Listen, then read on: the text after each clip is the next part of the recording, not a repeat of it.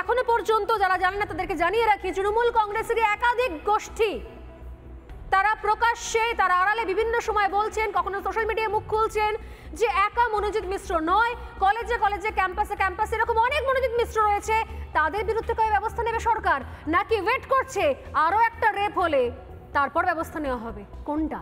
আমি আসবো, দুজনের কাছেই আসছি, সৌম্যজিৎ এবং অমৃত। সৌম্যজিৎ, আপনি কোন কলেজের ছাত্র? আমি এলজিডি ল কলেজের স্টুডেন্ট। আমি প্রথম বছরের ছাত্র। ফার্স্ট সেমিস্টার এক্সাম দেবো এমনকি খুব 14 তারিখে, কিন্তু তার আগে যে মর্মান্তিক ঘটনাটা ঘটে গেল, তিনিও ছিলেন ফার্স্ট সেমিস্টারেরই একজন যার সাথে এই ঘটনাটি ঘটলো। আর যে মনোজিৎ মিশ্রর কথা যাদের বললেন, একদমই ঠিক কথা বলেছেন। তিনি তো মানে এলিজিবল ছিল না, কিন্তু তার আগে আজ জানতে হবে যে আমাদের শাসক দল বলতে পোস্টের নামে ল্যাম্প পোস্ট, বাকি সব তৃণমূলের কোনো পোস্ট নেই। মমতা ব্যানার্জি যে পোস্ট, সেইখানে মমতা ব্যানার্জি নিজে তো একজন হারমাত বাহিনী হচ্ছে হিটলার, যদি কার ভুল লাগে ক্ষমা করবেন, বাট উনি তো একজন হিটলারই শাসনতন্ত্র চালাচ্ছেন, যেটা আমরা আগেও দেখেছি এখনও দেখেছি।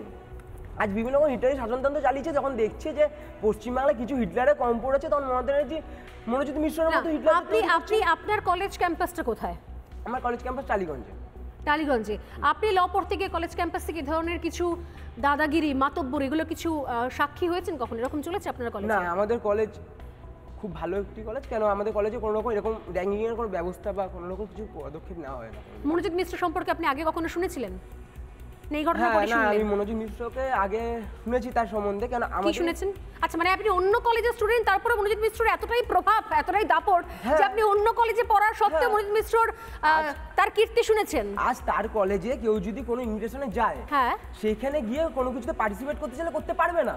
আচ্ছা, তার কারণ আমাদের কলেজে কিছু সিনিয়ররা ওখানে, বা আমরা গেছিলাম যখন ওই কলেজে পার্টিসিপেট করতে, তখন ডাইরেক্টলি আমাদের মধ্যে একজনকে বলা হয়, আমাদের সঙ্গে আছে অমৃতদা, তাকে ডাইরেক্টলি বলা হয় যে তুমি তো তৃণমূল করো না, তুমি তো তৃণমূল ছাত্র পরিষদ করো না, তুমি কিসের জন্য তুমি এখানে পার্টিসিপেট করতে এসছো? তৃণমূল না করলে ওখানে পার্টিসিপেট করতে দেবে না, এরকম। এবং সেই অনুষ্ঠানে মনোজিৎ উপস্থিত ছিল। আমি সরাসরি অমৃতের কাছে আসি। অমৃত, আপনি সেখানে গিয়েছিলেন, আপনি কি একই কলেজের স্টুডেন্ট? হ্যাঁ, আমি এলজিডি ল কলেজের সেকেন্ড ইয়ারের ছাত্র। আচ্ছা, এবং কি পার্টিসিপেট করতে গিয়েছিলেন সেখানে? বিগত দিনে আমাদের এলজিডি ল কলেজে কিংবা যে বিভিন্ন কলেজগুলি আছে সিউর, তার প্রত্যেকটির মধ্যে একটি ফেস্ট হয়, প্রত্যেকটি ইয়ারলি ফেস্ট হয়, মুড কোর্ট কম্পিটিশন হয়, আরবিট্রেশন কম্পিটিশন হয়। তো এই কম্পিটিশনে ইনভাইট অনলি কিছু কিছু কম্পিটিশনস থাকে, কিছু কিছু ইভেন্টস থাকে। তাছাড়া ইনভাইট অনলি ছাড়া আপনি যদি নাম দেন, ইন্ডিপেন্ডেন্টলি ভলেন্টিয়ার করেন, you can participate as a student of CU law. তো শুধু আমি একা নয়, আমার সিনিয়ররাও গেছিলো।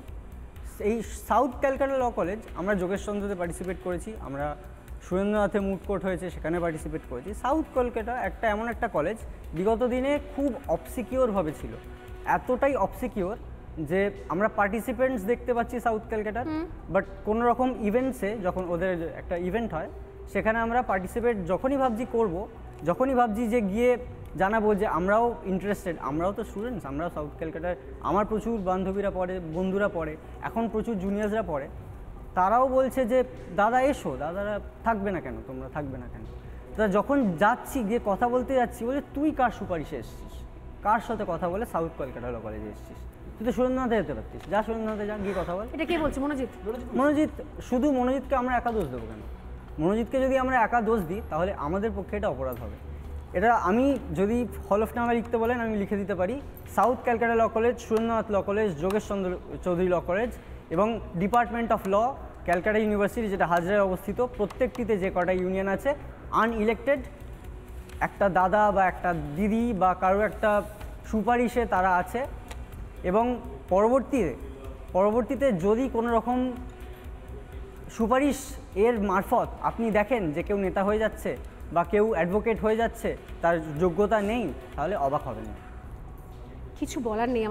নানা ধরনের কন্টেন্ট দেখার জন্য লাইক করুন, শেয়ার করুন আমাদের ফেসবুক পেজ, সাবস্ক্রাইব করুন আমাদের ইউটিউব চ্যানেল। পাশাপাশি অন্যান্য ব্রেকিং নিউজের জন্য অবশ্যই চোখ রাখুন রিপাবলিক বাংলায়।